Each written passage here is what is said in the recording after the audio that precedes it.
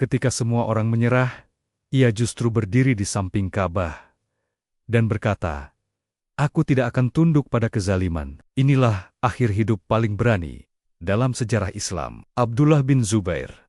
Abdullah bin Zubair sang singa dari Makkah yang tak pernah tunduk pada kezaliman. Abdullah bin Zubair bin Al-Awam lahir di Madinah pada tahun 2 Hijriah. Ia adalah anak pertama kaum muhajirin yang lahir setelah hijrah.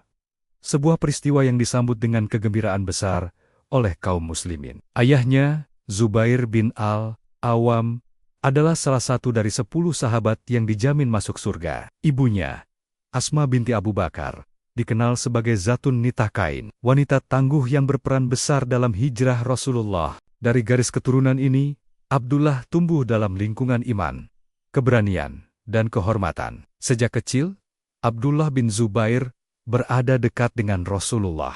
Ia menyaksikan langsung keteladanan Nabi dan para sahabat besar. Keberanian dan keteguhannya telah terlihat sejak usia muda. Ia ikut serta dalam beberapa peperangan penting di masa Rasulullah dan setelahnya. Abdullah dikenal sangat berani, cepat bertindak, dan tidak gentar menghadapi musuh, namun tetap rendah hati dan taat beribadah.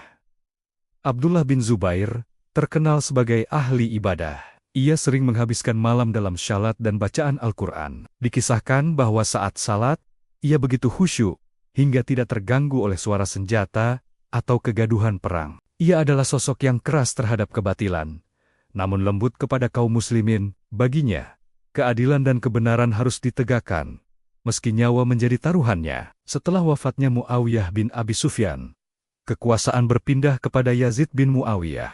Abdullah bin Zubair menolak memberikan bayat karena memandang sistem pewarisan kekuasaan tersebut tidak sesuai dengan prinsip musyawarah dalam Islam. Ia memilih Makkah sebagai pusat perjuangannya. Dari sana, banyak wilayah kaum muslimin memberikan dukungan dan bayat kepadanya, termasuk Hijaz, Yaman, dan sebagian Irak.